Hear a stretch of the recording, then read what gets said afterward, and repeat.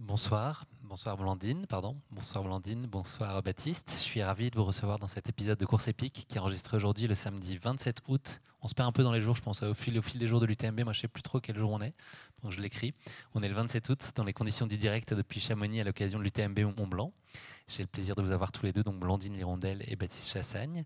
C'est devenu un grand classique. Vous l'aurez compris, le Course épique vous donne rendez-vous chaque jour pour une émission quotidienne jusqu'à dimanche dans le cadre de l'UTMB Mont-Blanc. Donc on approche gentiment de la dernière. Si vous faites partie des chanceux à être à Chamonix en ce moment, n'hésitez pas à venir faire un saut. Les portes du Majestic sont grandes ouvertes. Ces épisodes de Course épique seront disponibles comme habituellement en format podcast, et également en vidéo sur notre page Facebook et notre chaîne YouTube. Et vous pourrez retrouver toutes les infos sur ces épisodes et sur les enregistrements et la diffusion sur nos différents réseaux sociaux. Merci une avant-dernière fois à l'équipe de l'UTMB et à celle du Majestic de nous ouvrir les portes de ce si bel endroit. C'est quand même classe, quand même, cet endroit-là. Ça en jette. Oui, effectivement, la première fois que je suis arrivée ici, j'étais assez impressionnée de l'envergure de cet hôtel, tout ça juste entre guillemets pour les médias. C'est là où vraiment on se rend compte tout le côté, toute la grande part médiatique qu'il y a autour de cet événement. Et donc, effectivement, merci. Puis merci aussi de nous avoir invités pour ce beau podcast. Merci de m'avoir dit oui, c'est moi qui suis privilégié. On va faire une petite présentation de vous deux, donc pour nos auditeurs et les gens qui ne connaissent peut-être pas tous les contours de votre parcours. J'ai ajouté une petite fantaisie dans la biographie de l'un et l'autre. Donc, il y a une chose qui est dans votre biographie qui n'a rien à y faire. Donc, Baptiste, je vais te demander de trouver dans la biographie que je vais partager avec tout le monde, nos auditeurs et les gens qui nous regardent de Blandine. Il y a une information qui est erronée. J'espère qu'il n'y en a qu'une, mais voilà, au minima, il y en a une. Et réciproquement, Blandine, il faudrait que tu te trouves dans la bio de Baptiste. Blandine, tu es née en Normandie le 3 mars 1991. Là, il faut que tu gardes ta poker face pour pas orienter Baptiste, pour pas qu'il trouve les réponses. Tu es paxé, tu as fait un internat de médecine à La Réunion en 2016. Tu exerces depuis le métier de gynécologue obstétricienne en marge de ton activité sportive. Tu es récemment auréolée du titre de championne d'Europe en individuel et par équipe de course en montagne et trail 2022 à El Paso, qui n'a aucun lien avec la marque de Farita du même nom, enfin en tout cas du nom qui est un peu approchant. C'est pas au Mexique, c'est en Espagne. Voilà, on pourrait croire El Paso, mais non. Tu as précédemment été championne du monde de trail en 2019. Tu as gagné sur ces terres chamonières de l'OCC en 2021. Tu as fini troisième du marathon du Mont Blanc en 2021. Le 27 septembre 2020, tu as remporté le titre de championne de France de course en montagne. Quatrième au général des Golden Trails World Series en 2021. Troisième en 2020. La Skyrun en 2019. Est-ce que vous voulez que je continue ou j'arrête à 2019? Il y a beaucoup de choses à dire sur le parcours de Blandine. Tu es très copine avec Mathilde Sagne, ta voisine que j'ai reçue hier, et j'espère que c'est vrai parce qu'en tout cas, elle le pense, donc tu nous le diras. Au jeu de la basket chinoise de course épique, tu avais trouvé un certain nombre de similitudes à l'époque avec le personnage d'Obélix. Tu pourras peut-être nous dire pourquoi, si c'est vrai. Ton animal favori avec ton compagnon Mathieu est un âne. Grâce à toi, on a également appris que le chemin le plus court entre sa maison et le Portugal, c'est de passer par le Mont Ventoux avec un dossard sur le ventre. Tu t'es retrouvé enfermé pendant 3 longues heures dans un entrepôt frigorifique alors que tu préparais, alors que tu étais en pleine session d'entraînement en vue d'un trail qui était prévu en Finlande. Tu as un chien qui s'appelle Floki, mais qui n'est pas floqué, je crois. Tes amis ont été surpris de constater tes performances à haut niveau il y a quelques années, eux qui avaient plutôt l'habitude de constater ton sens de la fête. Ça a été plutôt une surprise pour eux. Enfin, l'une des personnes que tu admires tout particulièrement dans l'environnement trail dans lequel on évolue tous est Maud Matisse, l'athlète suisse. Cherchez l'erreur. Même moi, je sais pas si je retrouve l'erreur. C'est une sacrée biographie quand même. Je T'as vu? m'attendais pas autant. Franchement. Honnêtement, il y a quand même des choses qui me paraissent un peu saugrenues dans le parc. Il y a plusieurs choses qui me font déjà l'histoire de la Finlande. Je sais pas si c'est 3 heures dans un frigo. Je sais pas si c'est possible ou si c'est fantasque. Le fait d'être né en Normandie, je sais pas aussi quand on aime quand on aime les montagnes. Non, j'avoue que le nom, non, le nom du chien, il me paraît plausible. plausible. Ça veut dire quoi, Floki d'ailleurs? Hmm. Floki, ça veut dire quoi? C'est un phonétique purement? Alors, est-ce que vous connaissez la série Viking? Non. Oui, ça vient de la oui, série oui, Viking. Il y a un Viking qui est complètement fou. J'aime beaucoup ce personnage. C'est un génie un peu. Hein, c'est un peu un génie, voilà, c'est ça. Et on aimait bien le nom, donc voilà, cette époque-là, on regardait la série et effectivement, elle porte bien son nom parce qu'elle est tout aussi folle que lui. Mais tu t'es pas loin en fait, hein. Et c'est l'entrepôt frigorifique, effectivement. Malheureusement, j'ai Enfin, pas pas passé que je 3 heures sache, en dans tout cas, un j'ai inventé entrepôt. ça. J'espère que ça ne t'est pas arrivé, Voilà. Blandine, je te le souhaite pas. Non, j'espère pas. Mais voilà, tu apprends que je suis normande, effectivement, et que finalement, j'ai vécu 25 ans de ma vie en Normandie sans connaître la montagne, et que j'ai découvert la montagne à 26 ans, à La Réunion, alors que je ne pratiquais aucun sport de montagne. Donc voilà pourquoi on peut dire un peu que je suis Obélix, je suis tombée dedans, et, et ça ne m'a pas quittée. Et puis le chemin le plus court entre chez elle et le Portugal, c'est aussi le Ventoux, où tu as été repéré sans le savoir, sans le désirer pleinement. Voilà, tu t'es retrouvé à être sélectionné en équipe de France un peu par hasard, et on voit ce qui s'est passé depuis. Baptiste, attends. Bon, il a mis la barre haute, j'espère que je vais réussir à trouver Ouais, parmi toutes ces informations. ouais, parce que j'ai du dossier, j'ai beaucoup de dossiers sur Baptiste. Je t'avoue que j'ai encore plus peur de la biographie. Baptiste, tu as 28 ans, tu es natif de Lyon, tu as obtenu ton bac avec mention très bien en 2011, tu es diplômé de Sciences Po Paris. Depuis tout petit, tu rêves d'être un sportif de haut niveau. Tu es aussi auto-entrepreneur très actif. Tu as créé une boîte qui s'appelle 40 BPM. Tu travailles aussi dans l'univers de la communication où tu conseilles des marques sur leur stratégie. Tu fais aussi de la course à pied, ça tombe bien. Tu fais partie du team Sidas Matrix. Côté palmarès, tout récemment, tu étais 4e du Lavaredo Ultra Trail, 4e de la Transgrande Canaria un peu plus tôt, 9e ici même sur la CCC. Et si on reste sur les performances UTM béziennes, tu as fini 6e de l'OCC en 2019 et 4e de la MCC en 2018. 4e de la Saint-Élume en 2019, une course qui a, on l'imagine, bien volontiers une saveur toute particulière pour toi. Je fais semblant de ne pas le savoir, mais je sais combien elle compte pour toi. Tu as été également médaillé de bronze au championnat de trail long dès ta première participation en 2019, là aussi. Côté musique, on bascule dans le perso, attention. Tu as un goût certain pour la musique électronique, ce qui ne t'a pas empêché de t'illustrer de 11 à 17 ans dans une fanfare où tu tenais entre les mains un cor de chasse. C'était ton instrument de prédilection dans tes jeunes années. Tu as également une passion avérée pour le sucre et dans un monde idéal, tu pourrais te nourrir uniquement de choux et de grappes de raisin. Tu voues également un fort intérêt à une discipline méconnue et autoproclamée qui s'appelle le ski fitness. Blandine, il y a beaucoup de n'importe quoi dans cette présentation. Il y a beaucoup de n'importe quoi, et bizarrement, ouais. je crois à tout ce qui est n'importe quoi. Le ski fitness, l'histoire de la musique, là, je sais plus si c'était le corps de chasse. Le corps de Te chasse, moque pas. etc. Par contre, j'ai noté 2 petits trucs, et la première, donc c'est le 9e de la CCC, parce qu'il me semble que tu as fait 10, à moins que je me trompe, et 3e au championnat de France de trail long, si c'était à Méribel, il me semblait que tu avais fait premier. Alors j'hésite entre les deux, mais il doit y avoir une petite subtilité avec les dates. Et puis hier, il me semble que c'était 10. Donc j'ai quand même... Experte, Blandine, t'as l'œil affûté.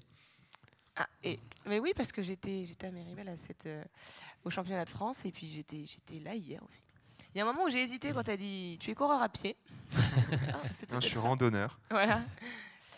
Moi, je vais garder le 9 de la CCC. Non, en fait, j'ai fait 9 l'année dernière, 10 cette année. Et toi, tu as dit 9 l'année dernière ? Je crois, j'espère, sinon c'est ma faute. Ouais. Ah, non, c'est moi qui ai mal entendu. C'est le corps de chasse. J'ai pas fait cet instrument de mes 11 à mes 17 ans. Mais de 12 à 16. Ouais, voilà, et du coup, mais le championnat de France à Méribel, t'avais pas fait premier ? Non, malheureusement. Tu me vois plus beau que je ne suis. 3e pour une première, c'était quand même du grand art. Bon, moi, j'étais nulle. Mais le corps de chasse... Il y avait chasse à une, ça faisait un petit rappel. Comme je dis, c'était un peu saugrenu, mais ça aurait pu. L'idée, c'est que ce soit plausible, effectivement. Je vais présenter très brièvement la CCC pour nos auditeurs et spectateurs qui ne connaîtraient pas en détail la course. Elle est considérée parfois comme la petite sœur de l'UTMB. J'ai l'impression qu'il y a une fête pas très loin. Avec ses 100 km et 6100 mètres de dénivelé positif à travers la Suisse, l'Italie et la France. Cette course emprunte en grande partie le sentier international de grande randonnée du Tour du Mont Blanc. C'est une épreuve de montagne qui comporte de nombreux passages en altitude, dans des conditions pouvant être très difficiles, nuit, vent, froid, pluie ou neige, ou tout ça à la fois, c'est possible, j'imagine, qui nécessite un très bon entraînement, évidemment, un matériel adapté et une réelle capacité d'autonomie. Les premiers kilomètres conduisent rapidement à plus de 2500 mètres d'altitude, jusqu'à un exceptionnel panorama face au Mont Blanc et aux Grandes Jorasses. Le passage au Grand Col Ferret marque l'entrée de la course en Suisse, où l'on goûtera l'accueil incomparable des bénévoles de la Foulie, de Champais et de Trien. Déjà en France, mais si proche de la Suisse, les coureurs peuvent profiter un instant de l'authenticité et du charme de Valorcine avant de découvrir, au terme d'une dernière et impitoyable montée, la vallée de Chèzery avec sa vue somptueuse sur le massif du Mont Blanc. Il est alors enfin le temps de rejoindre l'arche d'arrivée, chose que vous avez faite tous les deux hier pour notre plus grand plaisir.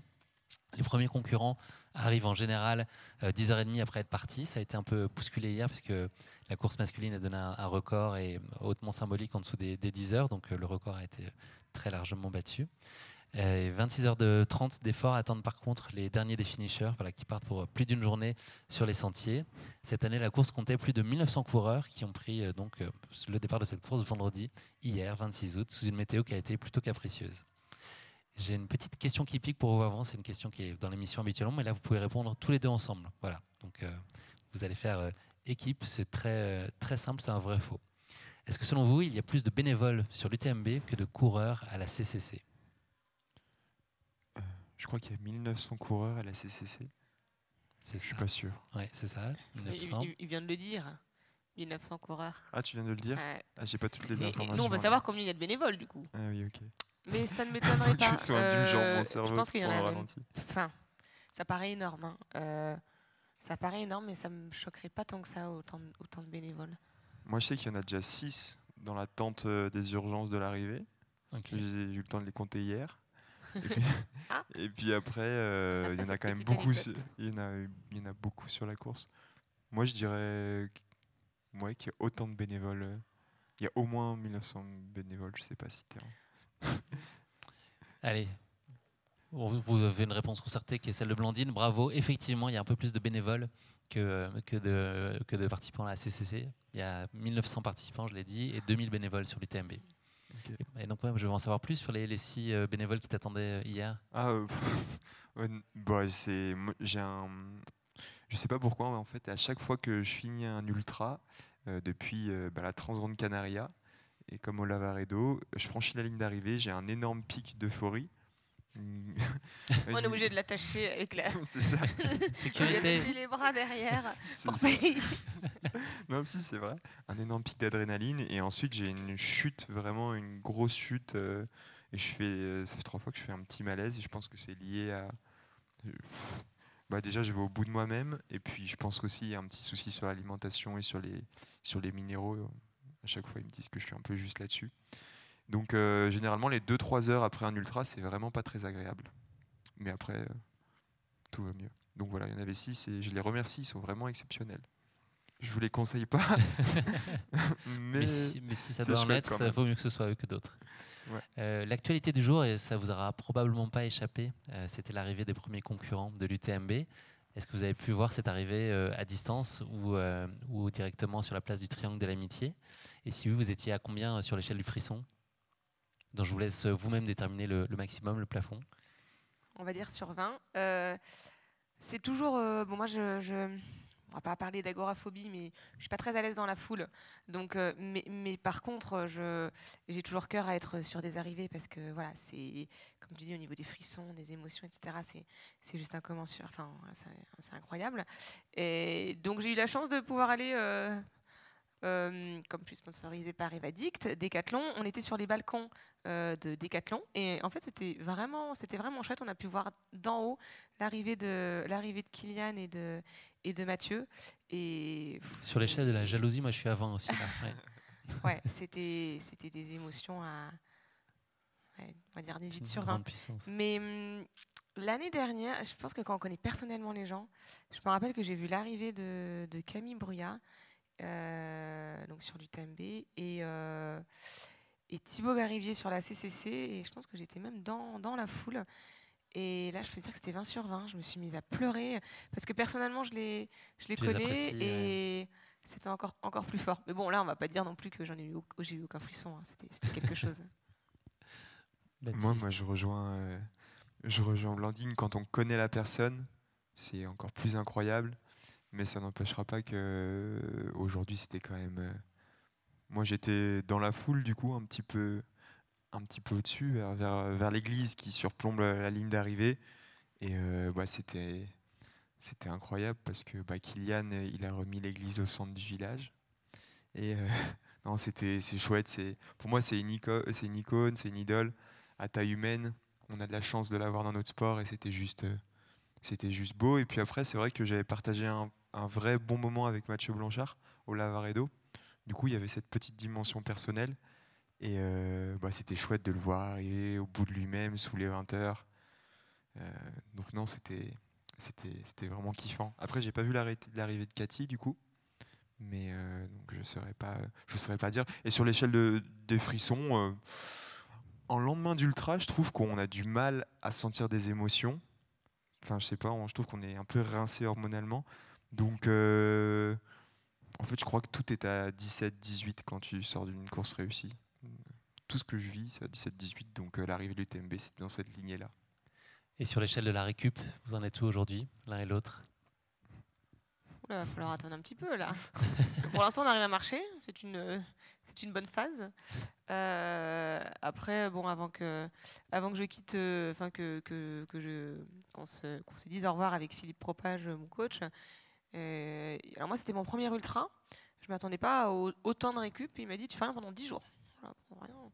Donc 10 jours de rien. 10 jours de rien, un peu de vélo, machin. Bon, après, moi, ça me va aussi. Hein. Moi, j'aime bien couper. J'avoue que c'est plus facile à faire de rien faire que de suivre un programme d'entraînement. Donc voilà. Mais je suis assez satisfaite quand même là, des sensations d'aujourd'hui. J'avoue que j'ai des petites ampoules sous les pieds, mais sinon musculairement, ça va. Donc j'espère que ça va pas, que les douleurs vont pas se déclencher d'ici les jours à venir. Mais ça va.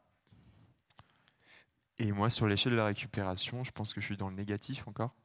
Et je vais gagner des points petit à petit. Et je rejoins Blandine sur le fait que, moi, je fais exactement la même chose. C'est par dizaines de kilomètres parcourus. Je fais un jour de repos, mais vraiment complet, sans sport. Donc là, je pense que je vais faire 10 jours sans sport. Et puis, je vais me donner pleinement sur mon autre projet. Et ça me donne vachement d'envie, vachement d'enthousiasme. Donc j'ai hâte d'entamer cette période qui se profile. À quel moment vous aviez mis sur votre agenda la CCC? Est-ce que c'était dès la fin de l'UTMB l'année dernière? Toi, Blandine, c'est une course qui est particulière pour toi parce que c'est la première fois que tu t'essayes à ce format 100 km. Est-ce que c'était une évolution naturelle? Est-ce que c'était un passage obligé et un peu semi-contraint? Est-ce que c'était le cœur qui a parlé ou est-ce qu'il fallait y aller parce qu'il fallait y aller? Non, c'était vraiment le cœur qui a parlé. Je suis en train de réfléchir, hein, mais bon, pour être tout à fait honnête, la première course de l'UTMB que j'ai fait, donc c'était l'OCC l'année dernière. Avant ça, j'ai pas une grande expérience de trail et comme je dis, moi je me suis mise il y a 6 ans et ça fait seulement 3 ans que je fais du haut niveau et que je fais du trail en compétition. Et je m'étais dit que j'avais un petit peu du mal à épingler un dossard de l'UTMB. Je pense au côté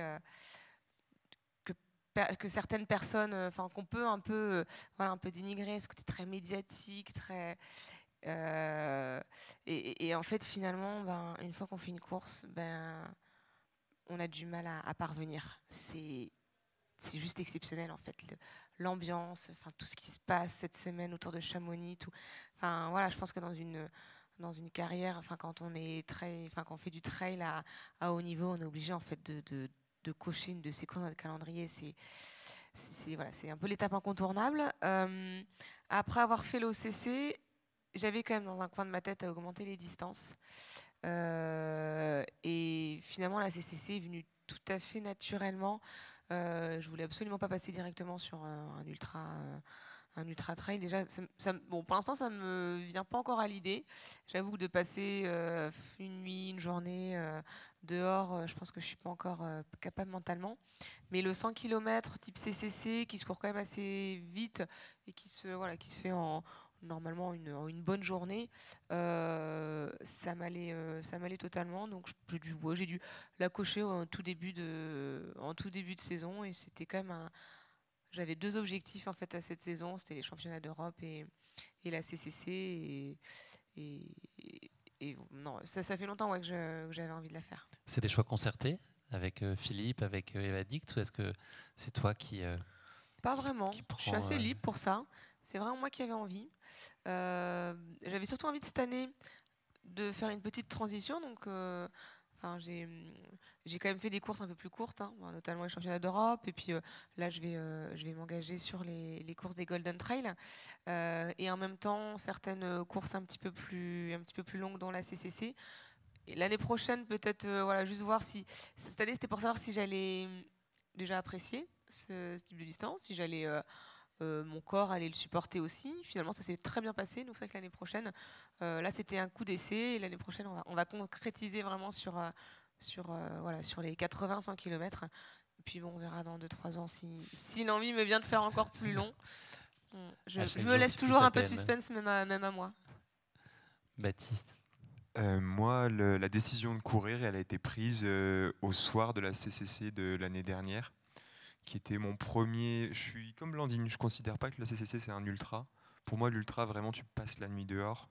La CCC, c'est une longue bouambée, une très longue course. Et donc, c'était ma découverte de ces formats longs.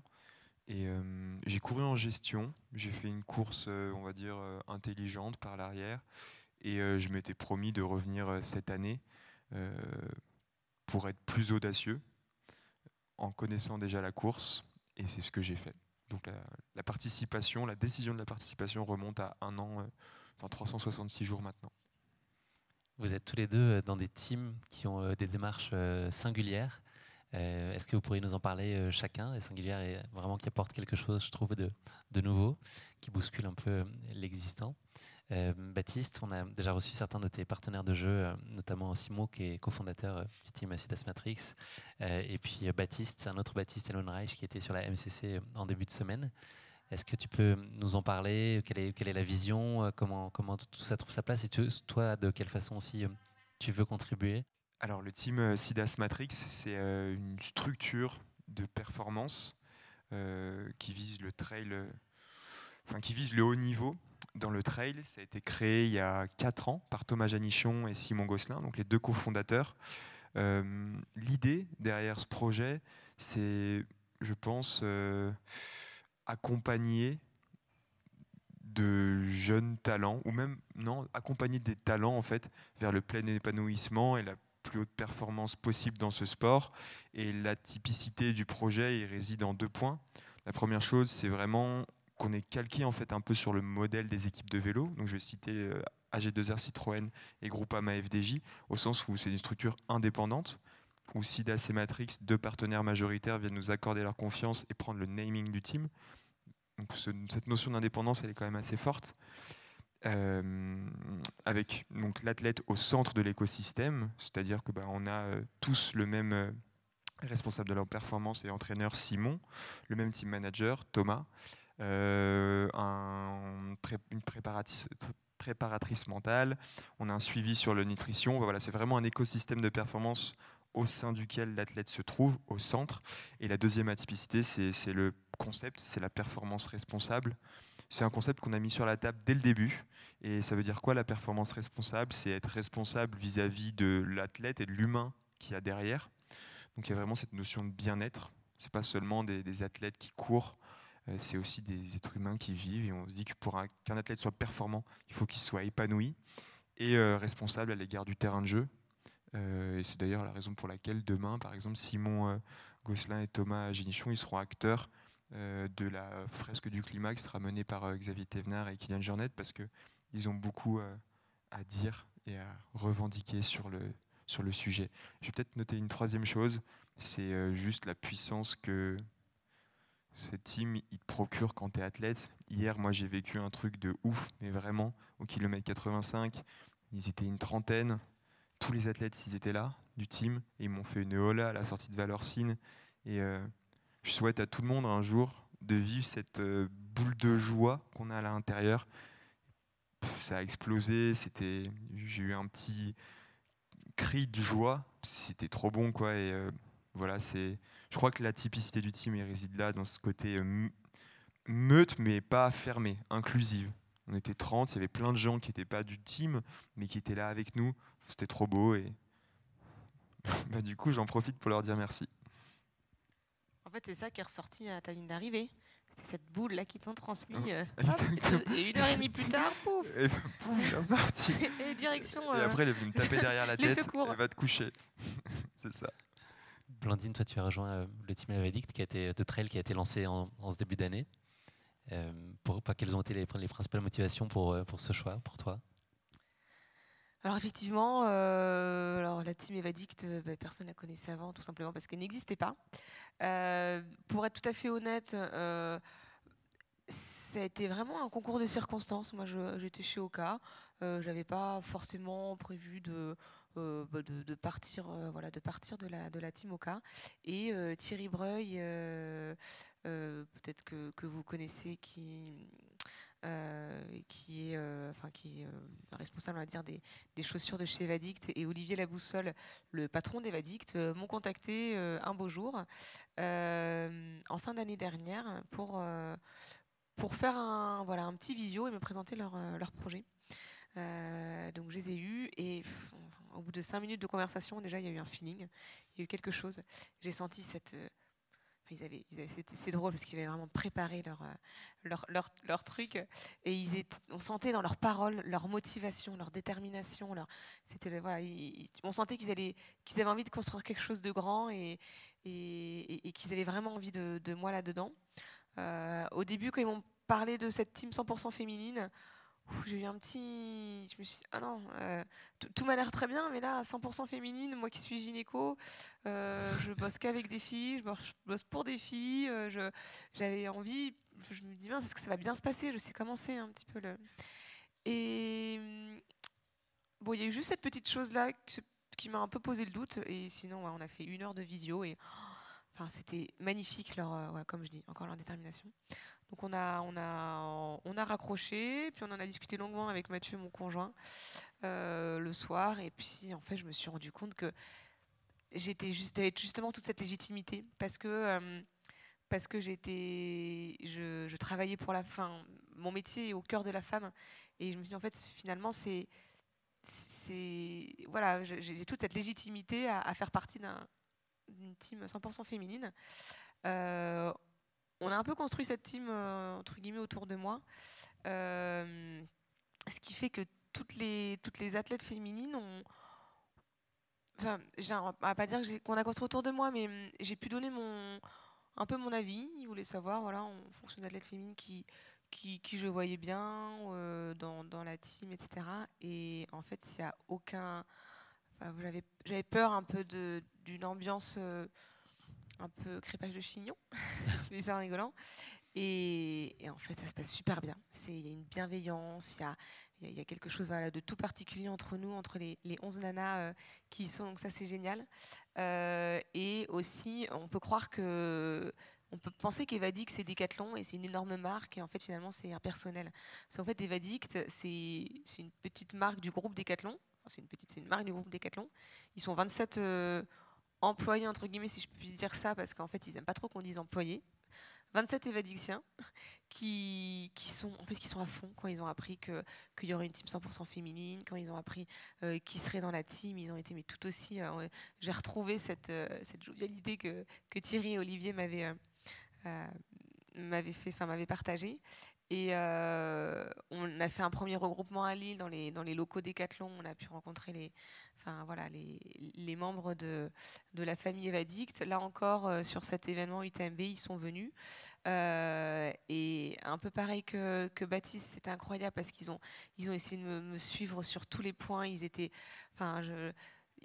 J'avais l'impression qu'ils faisaient de la téléportation. Je ne sais pas comment ils se débrouillaient, mais il y avait du monde de partout. Ils avaient beau être à 2 km en dessous, je les entendais crier mon nom, parce que je pense qu'ils devaient voir sur le live. Et arriver à la ligne d'arrivée, de voir leur joie, leur fierté. Ouais, c'est des choses quand même qui marquent beaucoup. En fait, de se dire que j'ai vraiment ressenti la sensation de courir pour des gens qui ont foi en toi. Ouais, je pense que j'ai un peu ressenti ce que tu as ressenti aussi, sans la Ola. Ou quoique, je pense qu'ils auraient peut-être... Je te dis ça, mais en fait, ils en ont fait une aussi. Ils n'étaient peut-être pas autant. Et c'était pas au kilomètre 85, c'était à Champé d'ailleurs, ils en ont fait une. Mais voilà, un petit peu... peut-être que je me suis perdue sur Evadict Women Team, là, mais voilà un petit peu le projet et ce pourquoi j'ai intégré cette team. Et je pense que ça a été le meilleur choix que j'ai jamais fait. On le sent en tout cas, on sent beaucoup de sincérité dans ce que tu dis. Blandine, cette année 2022, elle a été aussi marquée pour toi par une opération. Est-ce que c'est une période que tu as gérée de façon assez sereine? Et puis, est-ce que tu as été surprise du peu de temps finalement qu'il t'a fallu pour retrouver ton niveau et puis tout de suite avoir des résultats très spectaculaires entre le temps de l'intervention et le moment où tu étais sur les podiums? Il y a eu très peu de temps. Voilà, comment tu as vécu toute cette période? Bah, effectivement, en fait, ça fait une petite année que je me traîne une douleur à la jambe droite que j'arrivais pas. Moi-même, en étant médecin, j'avais éliminé plein de choses, hein, le côté musculaire, neurologique, carentiel, osseux.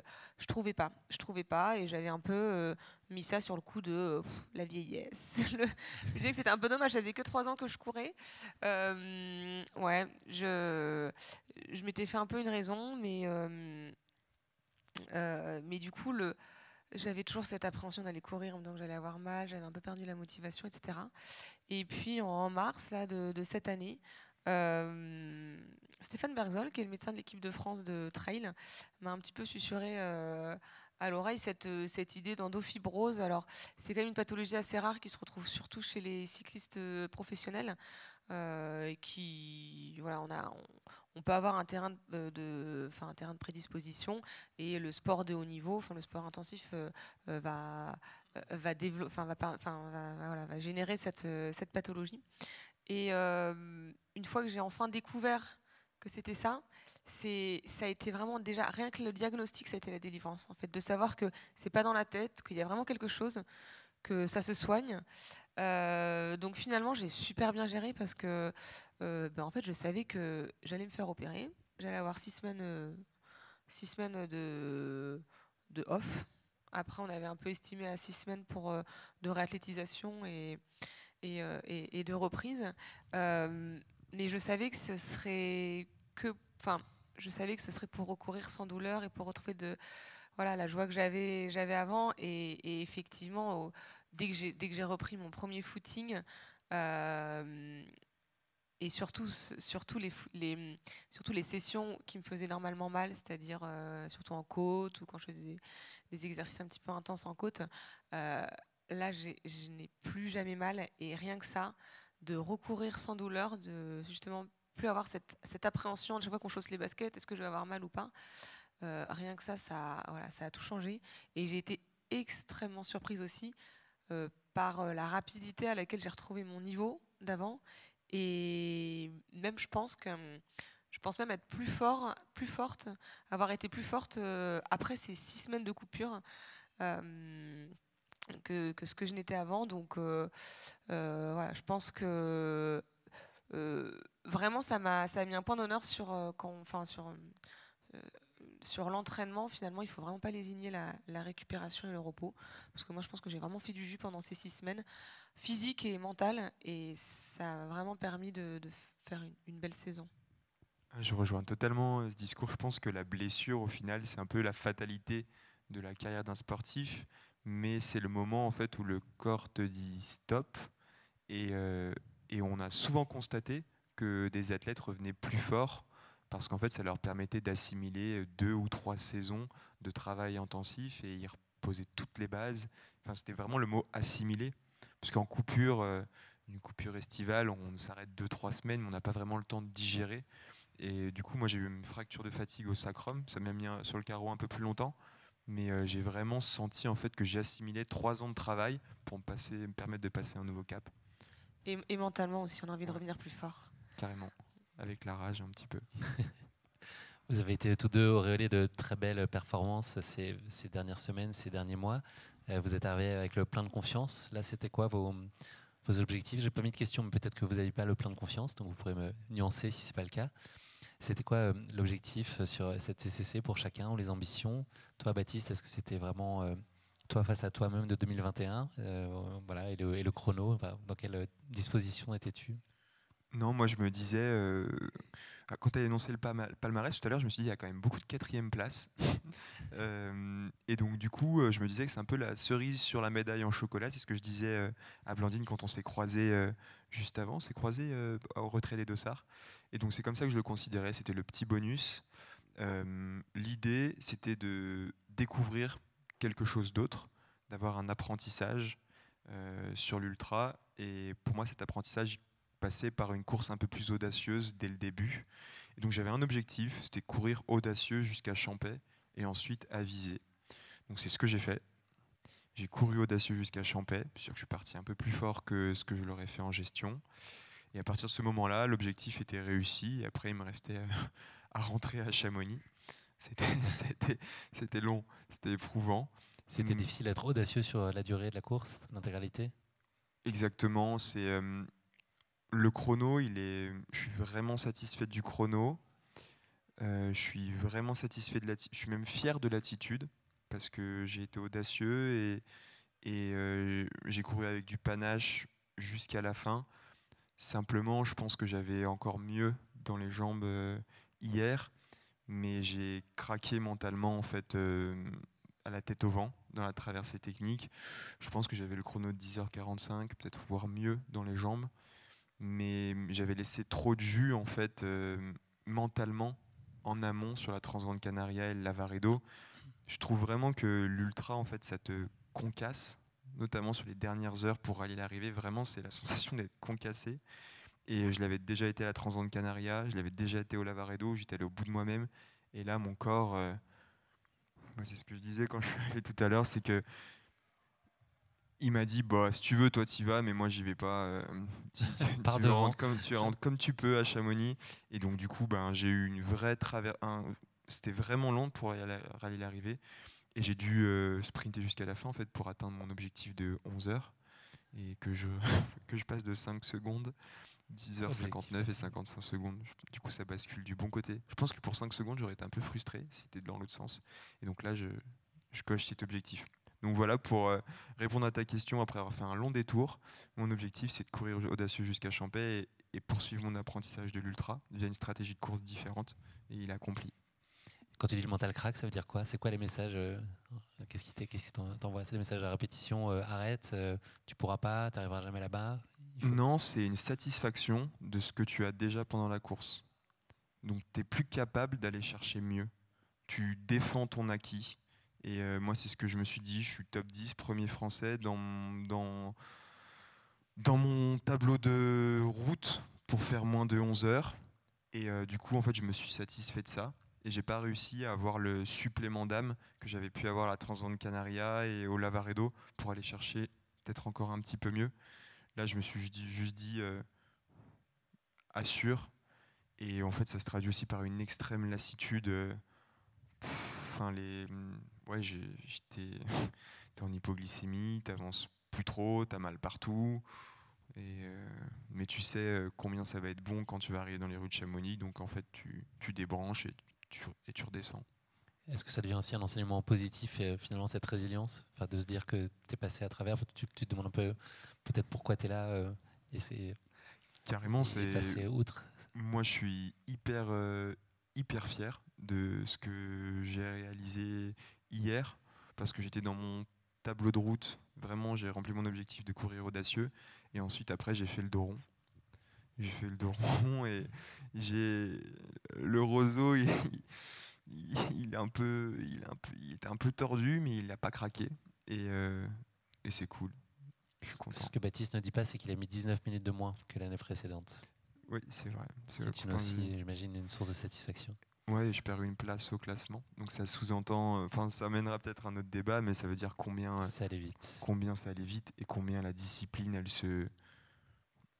elle est en train d'exploser. Et puis moi, il y a un truc qui m'a vraiment marqué dans le top 10 que j'ai regardé, c'est quand j'ai vu les petits drapeaux à côté des prénoms et il n'y avait pas un drapeau pareil. Et il y avait tous les continents, quoi. Et c'est là où tu te dis, ben, l'UTMB, c'est vraiment la finale et c'est le centre, le cœur de la saison, de trail. Blandine, ton objectif, j'imagine, c'était d'être le plus haut possible. Est-ce que tu pouvais avoir des certitudes compte tenu du fait que tu découvrais ce format? Quelles étaient peut-être tes principales réserves ou inquiétudes, incertitudes sur cette distance que tu ne maîtrisais pas puisque jamais éprouvée avant? Déjà, je vais revenir sur ce que disait Baptiste. C'est assez étonnant. Bon, peut-être c'est peut-être mon ignorance qui va faire dire ça, mais je pensais que sur un ultra, justement, la première moitié, on devait être un peu plus en dedans pour faire un peu plus de jus pour relâcher la deuxième moitié. Toi, ça a été finalement l'inverse. Je- En fait, l'année dernière, j'avais couru comme ça, un peu en dedans, mais je me suis rendu compte qu'aujourd'hui, le niveau il est tel que si t'es pas prêt à perdre, tu réaliseras jamais de grandes performances. Tu feras, tu feras un chrono comme j'ai fait l'année dernière, c'est-à-dire 11h20. L'année dernière, ça te permettait d'être dans le top 10. Là, je sais même pas, c'était encore dans le top 20. Et en fait, aujourd'hui, le niveau il est tellement dense qu'il faut prendre le bon wagon. Sinon, tu reviens jamais. Donc, faut être prêt à partir fort. Et moi, c'est ce que je vois dans le classement, hein. Le classement de Champey, il est quasiment le même que celui à l'arrivée. L'année dernière, il y avait la moitié des gens des coureurs qui avaient craqué. Et là, il n'y a personne qui a craqué. On me disait, ouais, devant, c'est dans le dur et tout, ça va sauter. Mais rien du tout.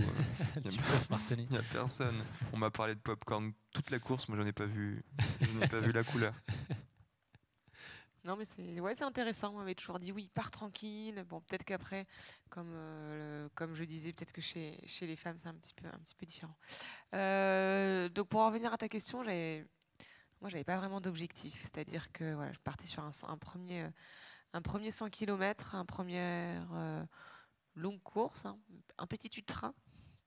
Je voulais déjà d'une part la finir, tout en gestion, bien. Je voulais bien réussir à gérer mon alimentation. Enfin, toutes ces petites choses tous ces petits détails qui sont en plus, que nous on ne gère, que je gérais pas avant sur des 40 km ou des 3, 4, 5 heures d'effort, hein. Donc tout ce qui est alimentation, hydratation, faire attention au froid aussi, ou voilà quand on arrive la nuit, savoir bien gérer à court de nuit, enfin des petites choses là. Bon, heureusement j'ai pas couru beaucoup de nuits, mais voilà, je voulais vraiment gérer cet effort long. Euh, Si tu m'avais posé la question hier, je t'aurais dit exactement ça. J'avoue que là, a posteriori, bon, on va pas se voiler la face, j'avais en tête, j'avais regardé un petit peu les chronos, à combien ça se gagnait. J'avais vu qu'en général, ça se gagnait en 12 heures. Le record, il était à 11h57. Et ça se gagnait l'année dernière, c'était gagné en 12h10, je crois. Donc, j'avais espéré faire un bon petit 12 heures pour jouer dans les devants, mais c'était la cerise sur le gâteau, du coup, si j'arrivais à faire une belle place. Et puis finalement, j'avais pas vraiment de stratégie de course. Je pense que j'ai fait comme je fais d'habitude, c'est que je pars vite. Donc finalement, j'ai un peu fait comme toi. C'était pas vraiment voulu. J'ai un peu du mal. Enfin moi, voilà, j'espère apprendre à essayer de partir un petit peu moins vite. Est-ce qu'il faut, compte tenu de tes résultats, est-ce qu'il faut changer ça? Effectivement, en fait, je me refais un petit peu ma course d'hier. Je me dis, je suis partie vite parce que j'avais 20, peut-être 30 minutes. On ne sait pas trop exactement les écarts. C'était un petit peu difficile de savoir. Je crois que le suivi le suivi était un peu faussé, mais j'avais entre 20 et 30 minutes d'avance à Champé pour en avoir finalement plus que 2 minutes d'avance à la Flégère. Donc, soit c'est moi qui suis partie trop vite et qui ai un petit peu craqué, soit c'est Soumaya, la népalaise, qui a été très costaud. Et ça veut dire que tu te rends pas compte de toi-même en fait, tu te dis pas que là tu as l'impression de ralentir l'allure ou que tu prends un petit Mais coup de frein sur la pédale, tu n'en as pas la mesure en fait. comment Tu es pas capable de toi te dire que par exemple là ça fait 1 heure que tu vas moins vite et que tu es en train un peu de perdre le rythme, c'est a posteriori que finalement tu as constaté que les gens étaient revenus sur toi, tu l'observais pas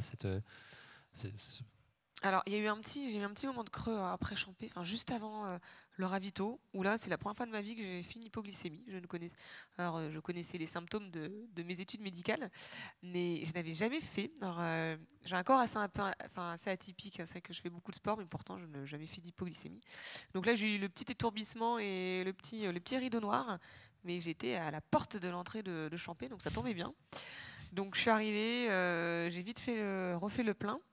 Et je pensais on m'a dit que j'avais 20-30 minutes et j'avoue que là je me suis dit bon, allez, t'es parti un peu vite maintenant tu vas un peu comme toi quoi, tu rallies comme tu peux, mais voilà, ne puise pas trop parce que tu as déjà bien puisé dans les réserves. Donc j'avoue qu'entre Champé et Trian, j'ai un petit peu levé le pied jusqu'à ce qu'à Trian, on me dise bah, tu n'as plus que 10 minutes d'avance. Et là, je me suis dit, oups, j'ai un petit peu trop levé le pied. Et donc à partir de Trian, j'ai un peu remis.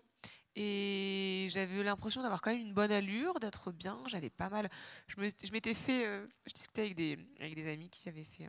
Enfin, qui font de l'ultra et notamment l'UTMB. Il m'a dit bon, quand il y a des moments où ça va pas, tu te dis alors est-ce que c'est quoi? C'est musculaire, donc tu regardes est-ce que c'est tes jambes, est-ce que c'est mentalement, tu es en hypoglycémie, tu as faim, tu as soif. Il y a plein de petites cases qu'il faut ouvrir.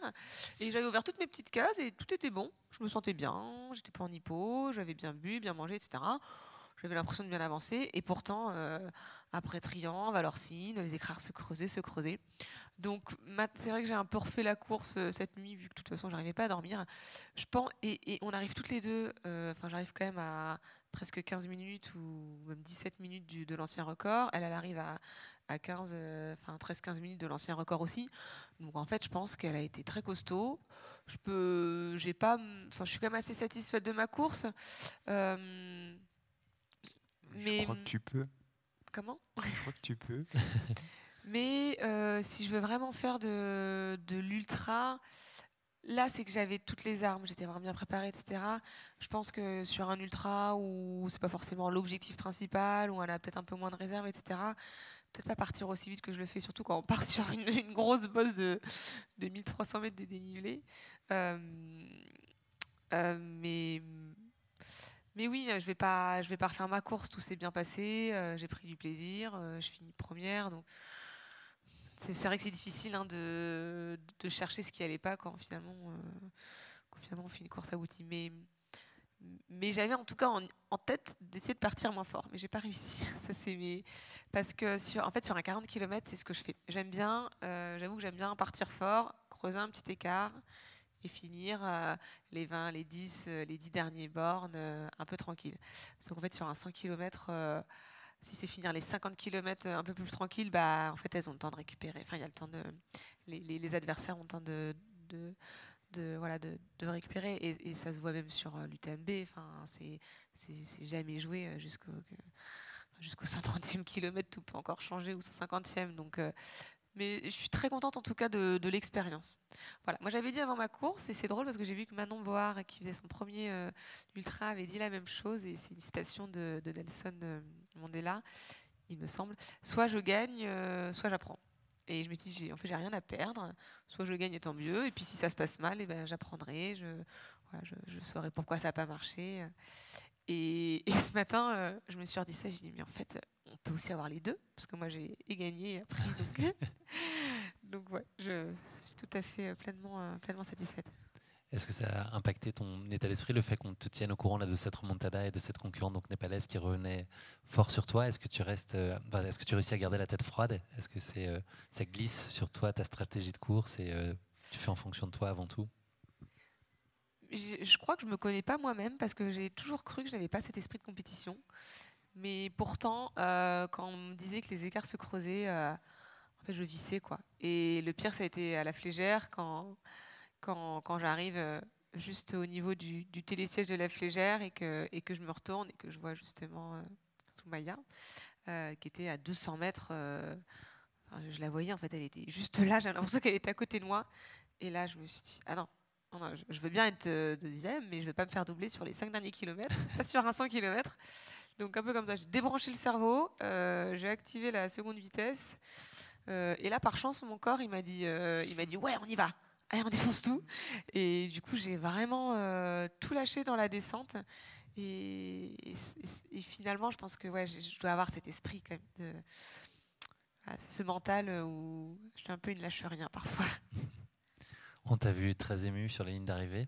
Elle avait quoi de particulier cette course? Est-ce que c'était le fait de te démontrer que tu pouvais aller plus loin, plus longtemps, et que ça continue à marcher D'une part, oui, c'est mon premier 100 km. Alors, c'est mon premier 100 km compétitif, mais ça on en reviendra, mais j'ai déjà fait des courses de plus de 100 km, notamment, pour la petite anecdote, j'avais fait le Bourbon, c'était aussi 100 km, il y a peut-être plus de dénivelé, mais je l'avais fait en 27 heures, donc c'était vraiment, je venais de commencer le trail et j'avais directement augmenté sur les longues distances, mais l'idée c'était vraiment juste de finir.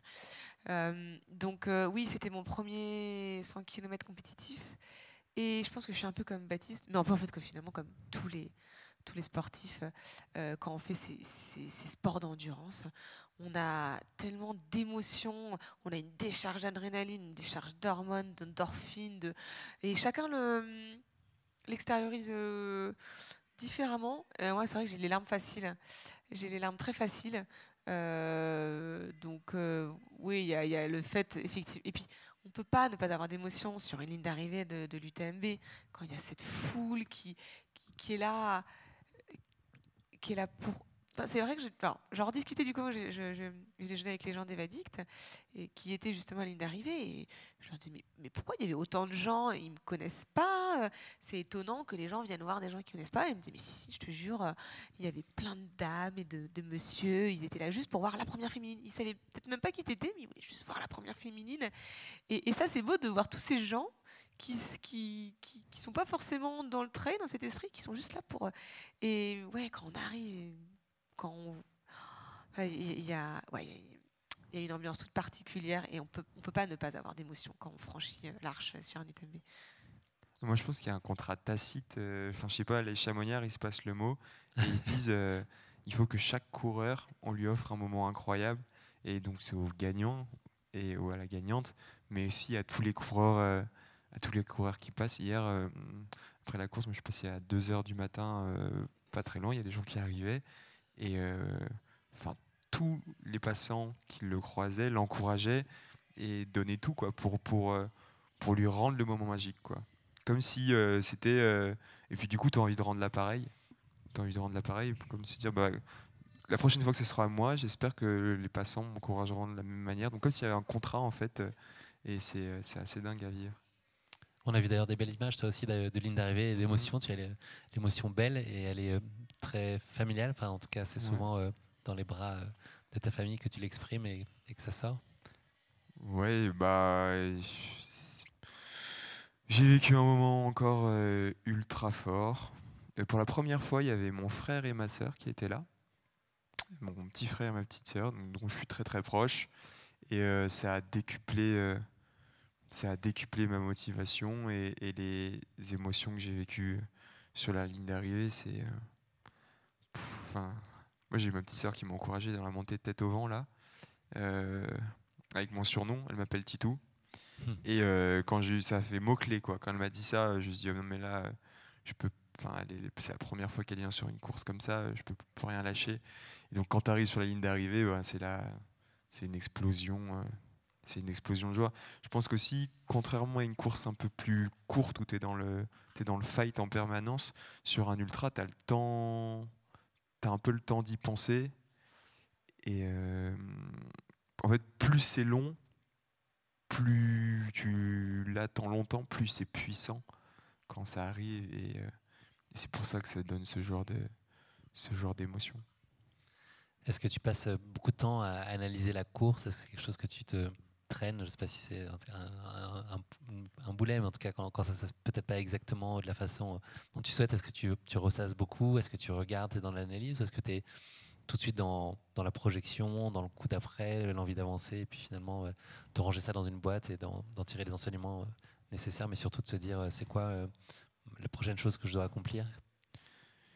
J'ai de la chance parce que ça fait presque 1 an que j'ai pas raté une course au sens où je suis passé à côté de mon objectif. J'ai peut-être raté une course, mais si je m'étais fixé l'objectif de partir fort ou de tenter quelque chose qui n'a pas marché, comme je l'ai tenté, je l'ai réussi. Donc ça fait longtemps que j'ai pas eu le sentiment de déception vraiment profond après une course.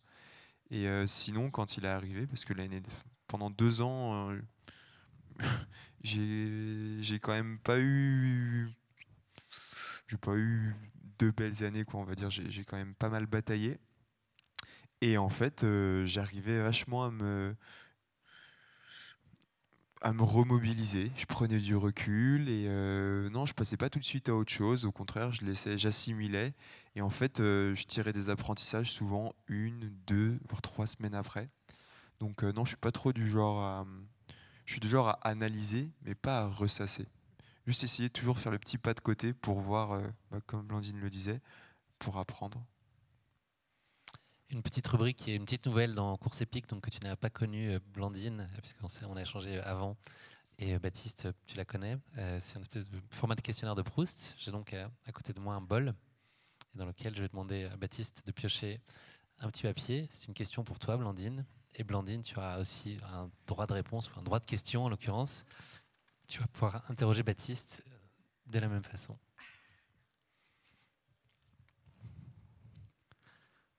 Dites-nous tout. Déjà, c'est extrêmement lisible et bien écrit. Ça n'est pas mon œuvre. Ah, c'est pas toi. Non. Blandine, quelle est la personne vivante que tu admires le plus? C'est profond comme question. C'est profond et c'est une personne vivante que j'admire le plus. Je pense que ça va être Mathieu, mon conjoint.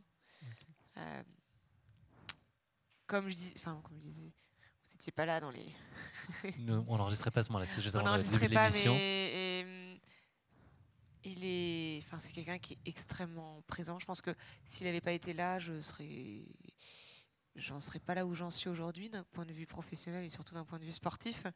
Il m'épaule tout le temps. Je l'admire parce que sa place est extrêmement... En fait, il est hyper investi. Il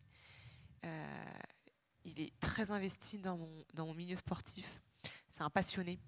Et il a cette place un peu ingrate d'être l'homme de l'ombre qui en fait énormément et qui n'a pas, entre guillemets, les avantages, la gloire ou tout ce que nous on reçoit, alors que lui il donne de son temps, de sa personne, de son énergie, de beaucoup de choses. Je pourrais pas dire tout voilà.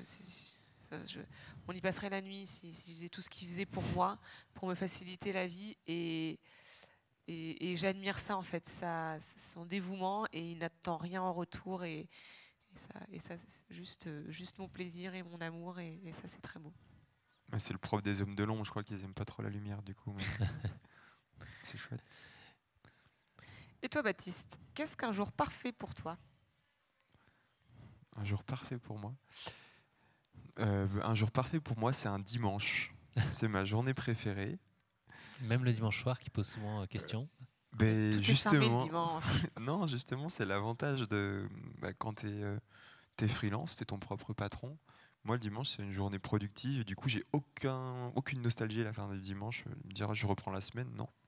Donc, du coup, ça commence assez tôt par une bonne séance de trail à Combloux, idéalement, chez moi.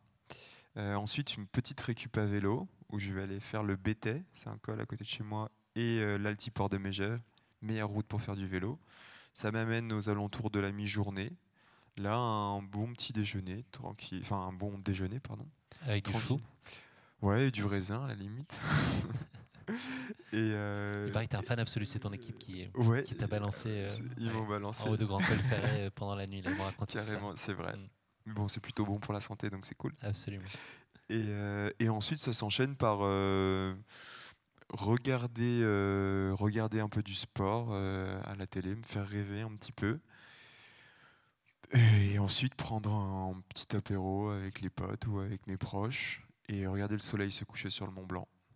Et me dire qu'il y a bientôt une course qui me fait rêver, qui arrive et que je suis en forme. Voilà, c'est ma journée parfaite. C'est vendeur, hein. Où est-ce qu'on s'inscrit? Là, tu trouveras les inscriptions. Il n'y a pas beaucoup de dossards. Je ne sais pas si tu as les Rolling Stones qu'il faut. On va bientôt approcher de la fin de cet épisode. Baptiste, tu l'as dit, et puis personne ne peut le contester, cette année, elle a validé pour toi de façon très certaine une progression. Le bilan de la saison, il est hyper positif. Comment se dessine la prochaine? C'est quoi les envies? C'est vraiment difficile de... Bon, si, En fait, j'ai envie d'avoir l'attitude pondérée de celui qui profite sans se projeter, parce que c'est ce qu'on me conseille de faire et parce que je pense que c'est ce qu'il est bon de faire. Mais je crois qu'on a toujours un petit peu envie de plus. En fait, clairement, l'année prochaine, moi, mon objectif, c'est l'UTMB, je pense. J'en suis sûr. Donc l'UTMB 2023, dans l'idée de capitaliser sur tous les apprentissages que j'ai fait cette année, donc pas faire autant d'ultra. là, j'ai appris, ça y est. Et donc maintenant, c'est vraiment capitaliser sur cet apprentissage pour arriver prêt pour l'UTMB 2023. Et voilà, moi j'ai une vision où je me dis qu'à 3 ans, j'aimerais monter sur le podium de l'UTMB. Donc l'année prochaine, ce sera une saison pour s'en rapprocher. La première brique. Comment? La première brique, UTMB, Ouais, le repérage. exactement. Première brique. Là, j'ai repéré la fin du parcours. Déjà, c'est long. Rendez-vous en 2025, donc ici même, pour célébrer cette victoire ou ce podium en tout cas. Ouais, la 3e marche du podium, ça va aussi. Et ce sera la même stratégie audacieux jusqu'à Courmayeur et après on rallie comme on peut. C'est très audacieux quand même. Je pense que sur 100 km, ou en tout cas, c'est difficile de parler en kilométrage, mais jusqu'à 12-13 heures d'effort, je pense que c'est indispensable d'avoir cette stratégie, de courir de l'avant. Après, sur 20 heures et plus, je pense que là, pour le coup, c'est beaucoup plus audacieux et voire même impossible. Donc l'idée, c'est d'apprendre l'année prochaine, mais clairement, c'est pas, c'est de pas partir la fleur au fusil et vraiment partir en gestion. En fait, cette ligne d'arrivée, elle me fait trop rêver au quotidien pour prendre le risque de ne pas la franchir. Donc je préfère partir en gestion et être sûr de la franchir que de prendre tous les risques au risque de ne pas la franchir.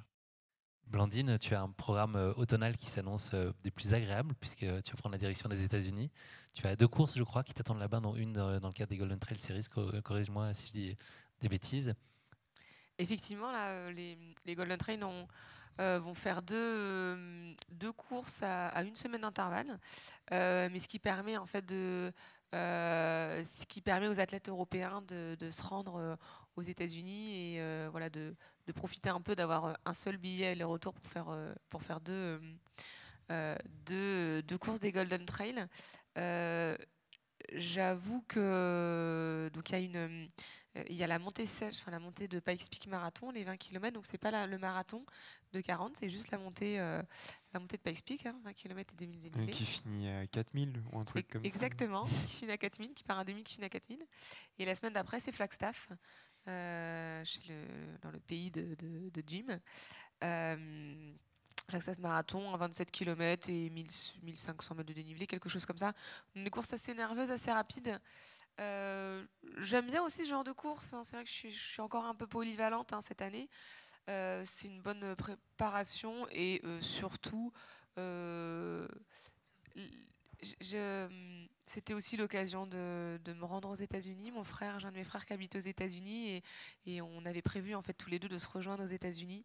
Donc je lui ai dit, écoute, c'est l'occasion. Lui, il adore me suivre aussi sur les courses. Il a déjà prévu de faire Flagstaff.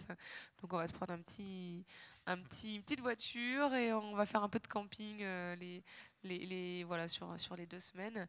Et je vais pouvoir profiter c'est aussi des belles courses quand même, les Golden Trail. Je trouve que c'est l'UTMB, mais version format court. Et pareil, il y a toute une...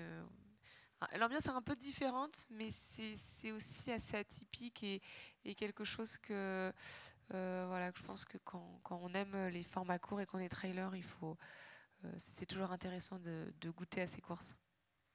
J'ai une dernière question pour vous deux, qui est, je pense, la plus difficile de l'épisode. Qu'est-ce que vous faites juste après, là? Une sieste? Au dodo, Blandine, tu récupes? Non, là, il est quelle heure? Moi, je vais aller je vais retrouver du coup Mathieu et ma Floki. Et je pense qu'on va aller prendre le van et qu'on va essayer de se mettre dans un endroit un peu tranquille. Parce que c'est génial, comme on dit, toutes ces émotions. Mais le monde, la foule, il y a beaucoup d'animation, de monde, et ça peut être un peu fatigant, surtout quand on a, comme tu disais, un peu les hormones au plus bas, et voilà, il y a toute l'adrénaline qui redescend et on a juste envie finalement de se mettre un peu dans son coin, au calme. Donc je pense qu'on va faire ça, on va prendre le van, on va essayer de trouver un endroit pas trop loin non plus, mais voilà, au frais, en bord de rivière. On a des petites bières au frais dans notre frigo, on va s'en ouvrir une et on va faire une bonne nuit parce que lui non plus n'a pas dormi de la nuit et puis demain on va repartir à notre chez nous et puis continuer notre vie normale. Et moi, juste après, on a c'est un apéro, une soirée du team qu'on essaye un peu de rendre de ritualiser chaque année à l'UTMB le samedi soir pour conclure cette semaine en beauté au bistrot des Cristalliers. Voilà, ça porte. C'est une invitation. Je crois que c'est assez petit. Mais Les voilà. auditeurs l'entendront demain. Donc voilà, tu seras en train de récupérer de cette soirée, de cette folle soirée au moment où l'adresse sera communiquée. Voilà, donc elle est trinquée. Et c'est ça qui est chouette, c'est que dans Steam, cette semaine, il y a eu des bonnes choses, il y a eu aussi des déceptions. Et en fait, on va tous se retrouver là et il y aura de la joie quoi qu'il arrive. Et c'est cool. Merci beaucoup à tous les deux pour votre disponibilité et puis la richesse de nos échanges. C'était une évidence. Avec vous, il ne pouvait pas en être autrement. Voilà, et toi, tu fais quoi après? C'est très ouvert. Ce genre de réponse. Tout est possible.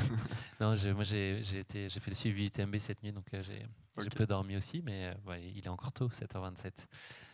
Et je peux te poser une question, du coup, c'est quoi l'image de l'UTMB qui t'a marqué à chaud comme ça? Ouais, l'arrivée de Ludovic Poincaré. Ok. Ouais. Ça m'a pris au trip vraiment. C'était hyper puissant. Je ne sais pas si vous l'avez vu.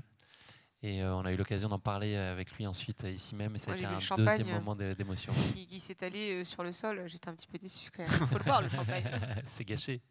Non, c'était très émouvant de le voir. Voilà, je trouve que c'est quelqu'un de très attachant et puis qui a un parcours admirable. Et voilà, donc c'était pour moi un des très grands moments. Il y en a eu beaucoup, mais celui qui m'a pris particulièrement au trip, c'était celui-là. Voilà. C'est vrai, quand on connaît Ludo, on peut que adhérer à cette personne et pourtant c'est pas sa première arrivée et sa première place sur une des courses du TMB, mais quand on connaît le personnage, c'est vrai que c'est toujours bien très émouvant. Puis il nous fait toujours des belles remontées. Il est incroyable pour ça. Il met quelque chose à la course et il met du rythme dans la course et ça on apprécie beaucoup. Du panache. Ouais. Je vous souhaite beaucoup d'accomplissements dans la suite de vos projets. Là, il y en a beaucoup. Je vous souhaite d'être très heureux et que tout se réalise comme vous l'espérez. Merci encore pour votre disponibilité. Demain, c'est le dernier épisode de la semaine. On va parler de l'UTMB. Le casting n'est pas encore tout à fait officiel. On aura en tout cas la chance d'avoir Mathieu Blanchard qui est aujourd'hui très bien performé sur la course. Voilà, donc ce sera aussi une très belle façon de conclure la semaine. Je vous remercie une dernière fois et je vous souhaite plein de bonheur pour la suite. Merci à toi. Merci.